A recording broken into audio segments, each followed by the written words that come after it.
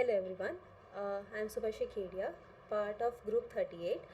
We are here to present a research paper on Kamino, which is an efficient VM allocation at scale with latency driven cache aware scheduling algorithm. This paper is included in the proceedings of 19th USANIC Symposium on Operating Systems Design and Implementation. I'll start with explaining what virtual machines are used for. They are used in making different users and processes use the same memory space for their own work without affecting others. And the large cloud providers invest billions in infrastructure to handle growing demand for virtual machines, making VM allocation systems critical in the cloud stack.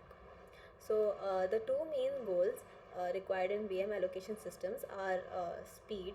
So we should assign the VM to do the task in strict latency limits, and we have to achieve high quality allocations that satisfy provider as well as customer preferences, like placing VMs so servers are highly utilized for better return of investment. The main problem is that this VM replacement requires evaluating numerous complex constraints and preferences, which is computationally expensive with high latency, which makes this a very important bottleneck for our processes evaluation. Then I'll explain how high quality VM allocation is done. So when a request comes to the allocator, it first determines which constraints and preferences are, to be applied, and then we find how many machines we have and what machines can serve these requests and constraints.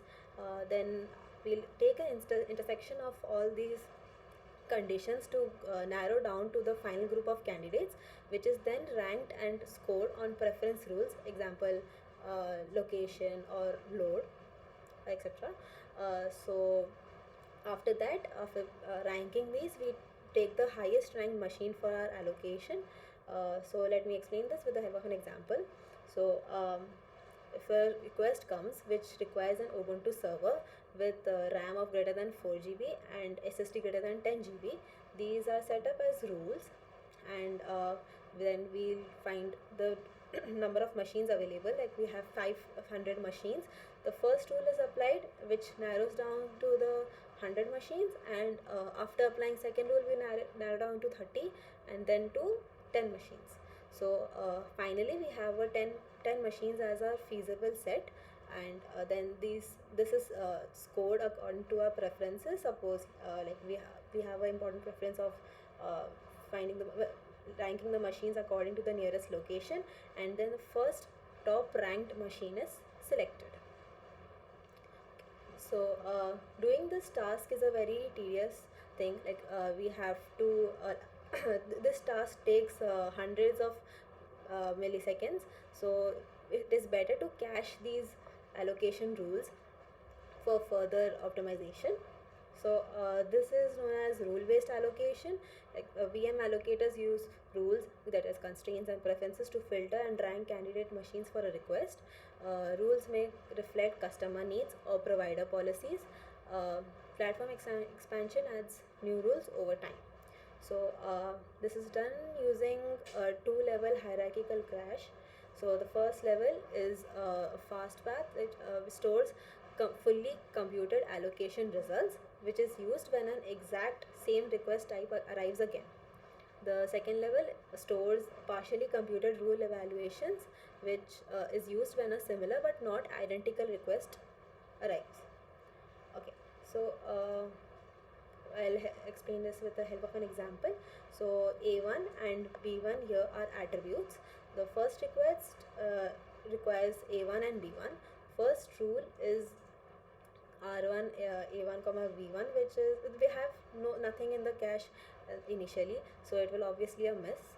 So the first R1 A1 comma B1 is evaluated, then R2 A1 is evaluated, and these both are stored as consolidated A1 comma B1. So these three are then cached in the cache, and then the second request is suppose A1 comma B2. So the A1 is same as the first A1. So this R2 A1 will give us a hit and two things like consolidated A1 comma B2 and R1 A1 comma B2 is then re-evaluated and again cached. So the third request is same as the first request, that is A1 comma B1. So the consolidated A1 comma B1 is a hit and directly returned as the for allocation in virtual memory. So moving on to how this is done. So a node is it is done by a physical node which has a set of resources, and these resources are allocated by a allocator agent.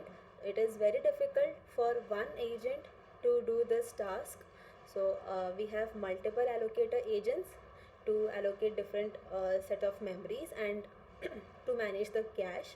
So as a request comes from a user, it goes to a load balancer which allocates the agent to do the task, and this agent then further allocates the resources in the respective node and is used by the user. So we have two types of scaling. One is cluster level scaling. So there are multiple nodes which are in one cluster.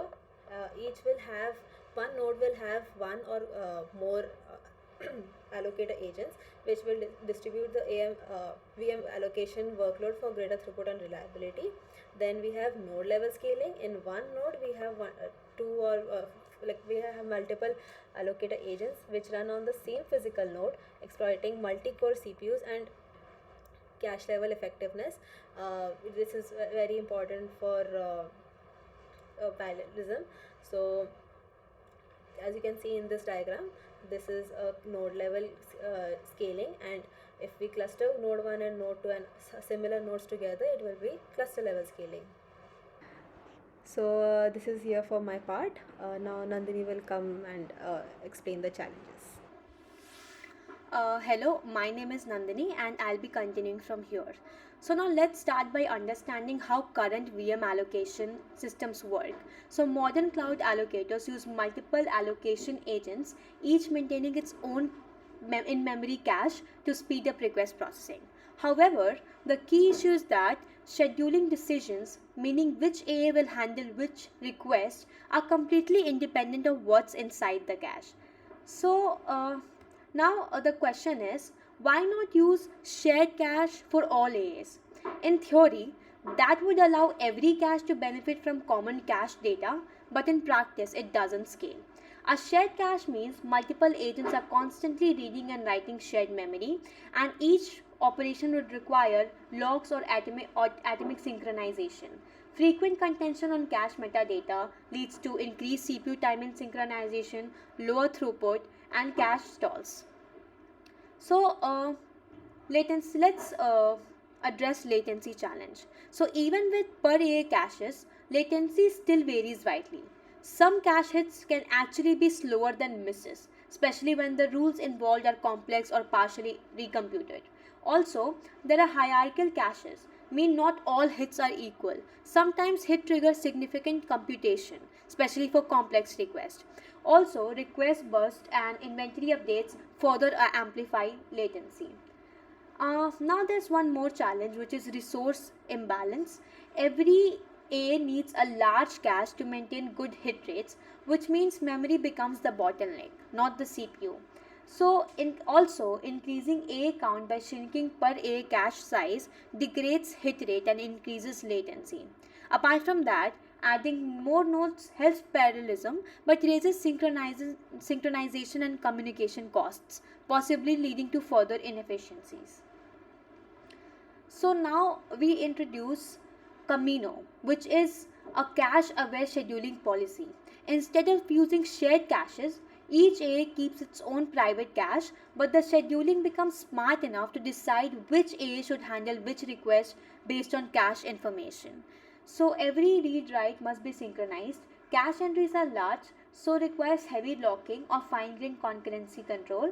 Frequent contention on cache metadata leads to increased CPU time, lower throughput, and cache stalls. So now we have Kamino overview. Kamino is designed to minimize VM request latency using multiple concurrent allocator agents per node and a latency and cache aware scheduler. The scheduler predicts which A can complete a new request fastest considering its queue time, delay time, and past latency. So now here is the Kamino system architecture. So what happens? The client services the request and the request first pass through a load balancer which then routes them to the Kamino allocation node. Now inside this node, the request classifier identifies the request type. The agent selector estimates and uses the agent selector uses the latency estimator to calculate the completion time for each A. Then the request is then assigned to the A with the lowest estimated latency.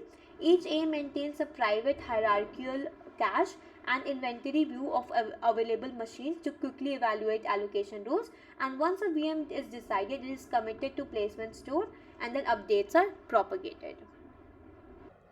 Now we will focus on the LatCache algorithm itself. So it predicts the total latency for each of the A using three components. So the first one is the remaining processing time, which is the time left for the request currently being processed. Second one is the queue time, which is the total time to finish all the requests present in the A's queue. And the third request is the processing time, which is the estimated time for the new request to be processed. So now these three components together give an accurate estimate of how long a new request will take if it assigned to a particular A. Now coming to the LatCache driven cache aware assignment. So each of those components depends on the A's cache and queue contents. Cache hits reduce processing time while queue depth adds delay. So the LatCache compute these cache aware estimates for all A's and assigns the request to the one with the lowest predicted total latency. Now this ensures latency driven, cache conscious and balanced request distribution across all allocated agents. Now finally let's look at the LatCache's theoretical guarantee. So it ensures that at any time the difference in queue waiting times between any two A's is at most max proc time, which is the maximum single request processing time.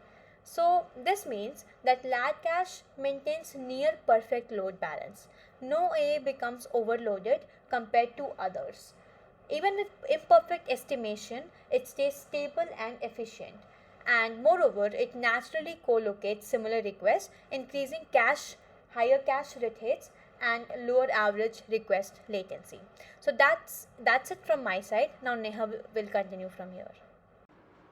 Hello, I'm Neha. I'll be continuing with the further parts.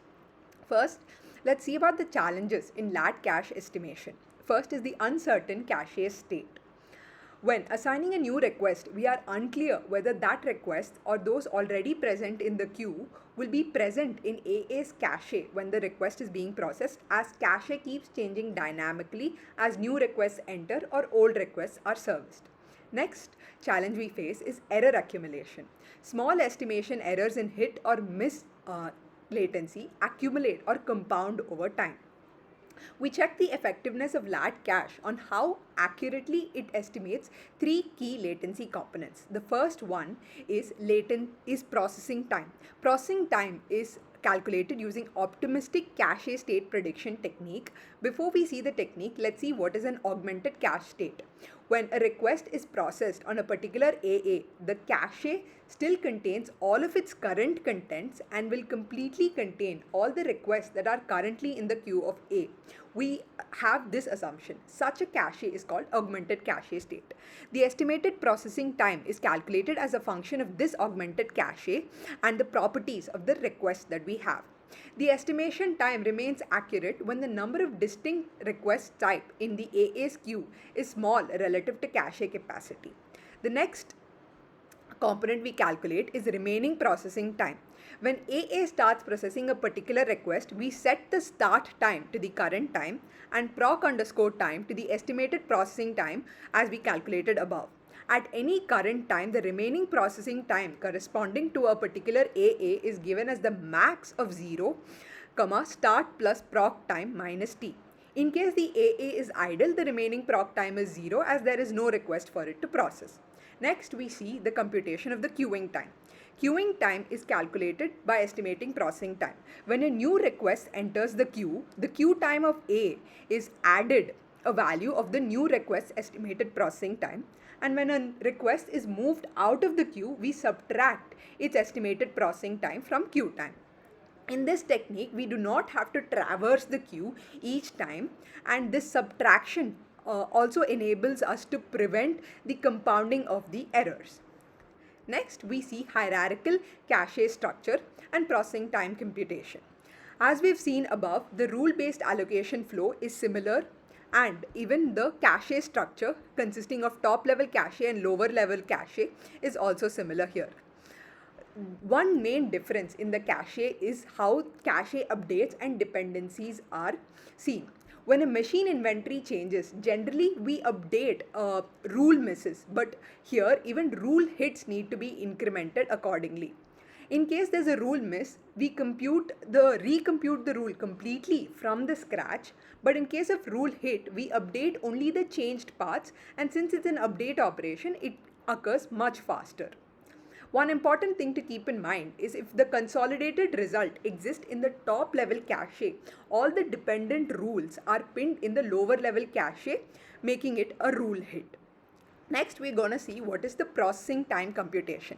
This is the algorithm that is used for it. If a request is present in the top level cache, we get a hit in the augmented cache, and we set the processing time equal to this hit time. Next, in case it is not present in the top level cache, that is a top level miss, for each rule in that request, we add the processing time of the corresponding rule hit if it is a hit, and if it is a rule miss, we recomputed it and add it to the proc time. And finally, we return the proc time. Now we see the system level implementation of Kamino. We're going to see the overall system organization. At top level, we have the protein system, which handles all the requests in a particular zone, and it consists of a pool of stateless AAs. Let's see what is an AA. It contains a dedicated thread, a private in-memory state, and a cache where it places the VM request to the appropriate server in the memory. One important thing about it, it has limited cache slots. Multiple AAs are grouped together within a process in an allocator node, and this is helpful when there is peak demand. Each AA is also connected to a placement store. AA makes placement decision based on the inventory, and each of these placement results that we get are added to the placement store. And AA also learns about updates that are made in the placement store, so that it is helpful in making further decision. And placement store rejects invalid results which are produced due to staleness of AA's view of the inventory or placement store. Next, we are going to see Kamino's request scheduling framework. The front-end gateway or the load balancer service accepts requests and routes them to the allocator node. Now, however, Kamino is now responsible for mapping these requests to the AAs within the node.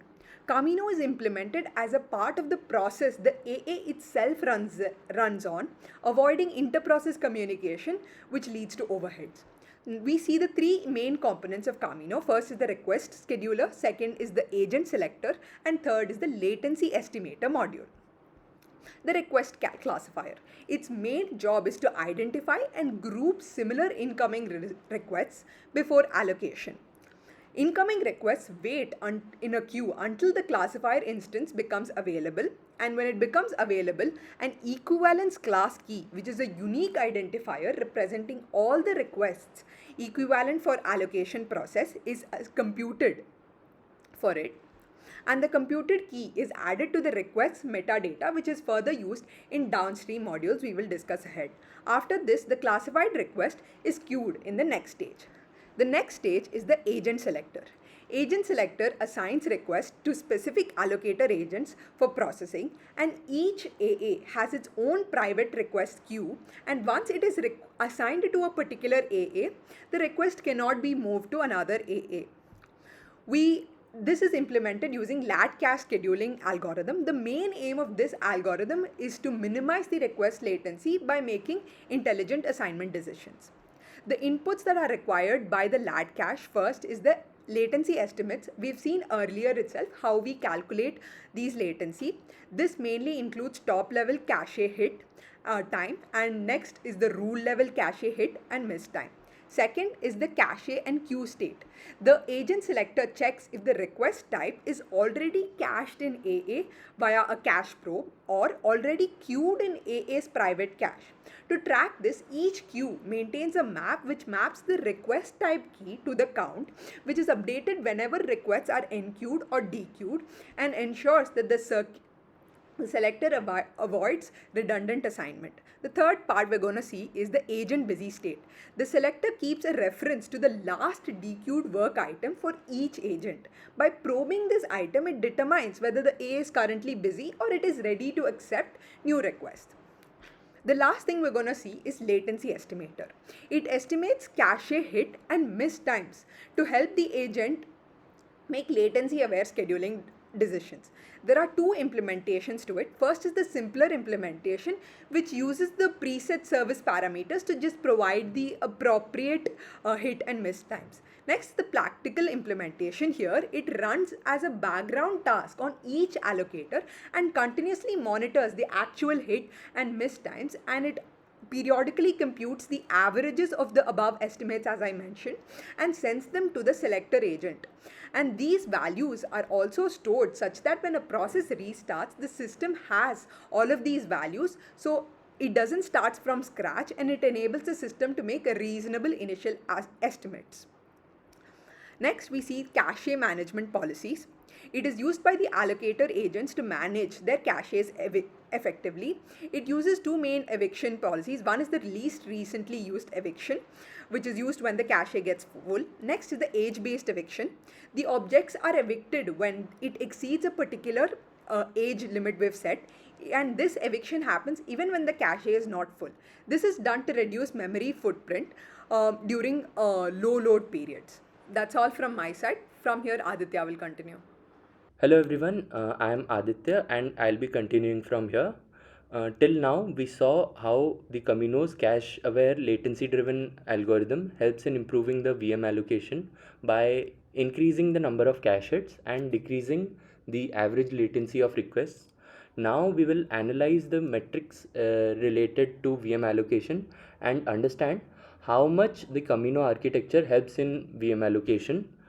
The evaluation is done in comparison with some commonly used scheduling algorithms like the Protean, which is currently used in Microsoft Azure, the random assignment, the round robin assignment, and the hashing technique, which are commonly used in any scheduling, which are the commonly used scheduling algorithms. These are compared with two variants of the LatCache. One is the LatCache rule and the second one is the LatCache request.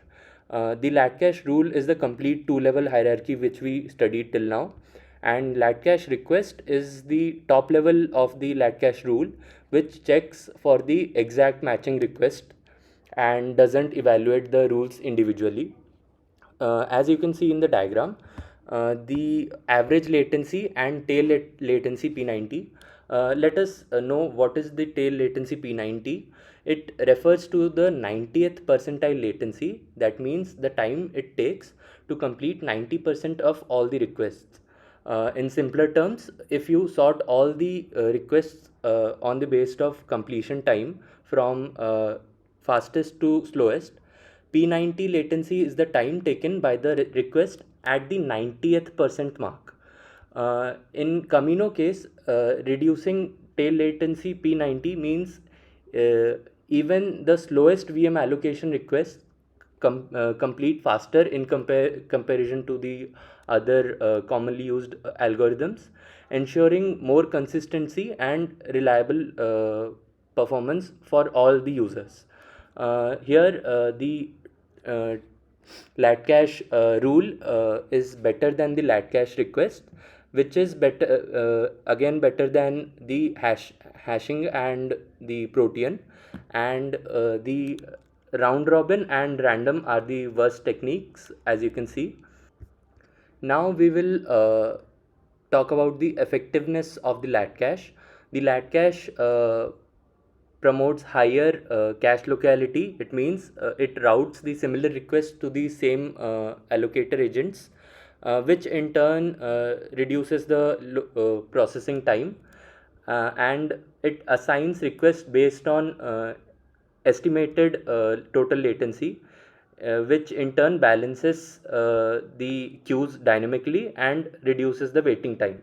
Here we can see that the LatCache has a hit ratio of 95%. It is due to the cache awareness of the scheduling algorithm, which routes the similar request to the same allocator agent.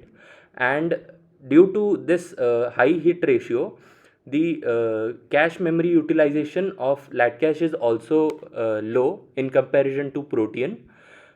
This is because the same similar requests are not getting cached in multiple allocator agents, and it is being cached in a particular allocator agent, and all these similar requests are processed by that allocator agent.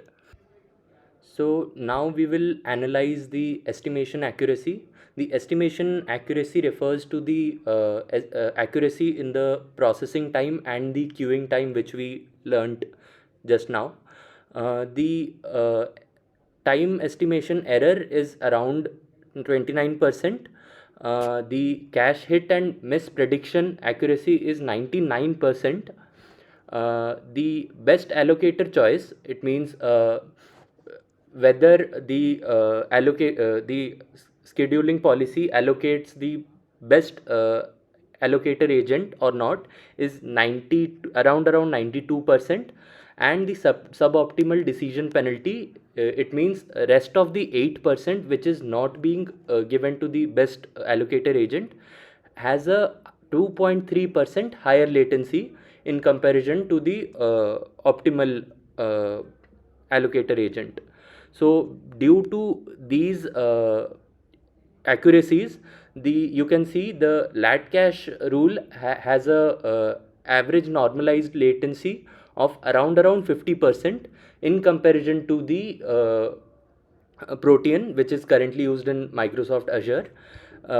So you can see that even with imperfect time estimates, which is 29% error, the algorithm overall decision quality is very high. The next, we will know about the key findings and production evaluation of the Kamino architecture.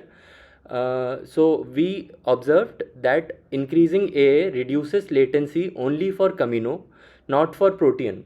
If we increase the number of allocator agents, then it doesn't help in Protean, but it helps in Kamino. Under high load, Kamino maintains low tail latency, the P91 which we discussed right now, while others degrade. With small caches, Kamino still performs best due to its efficient cache use related to the cache aware scheduling. With large cache sizes, performance gap narrows, locality becomes less important, which means if the cache sizes are large, then there is not much difference between Kamino and the other algorithms. Other than the simulation, Kamino was tested on Microsoft Azure for 15 days on 5 different production zones, and we observed an average latency of 146 millisecond in comparison to 185 millisecond of Protean, and the P90 latency of 333.5 millisecond for Kamino and 378.8 for Protean. The total improvements were 21% and 11%. So this ends the discussion on Kamino. What we got to know through Kamino was Kamino improves VM allocation by combining cache locality and latency aware scheduling, reducing processing and waiting times, achieving lower latency, higher cache hits, and better resource efficiency in large scale cloud systems. Thank you and have a nice day.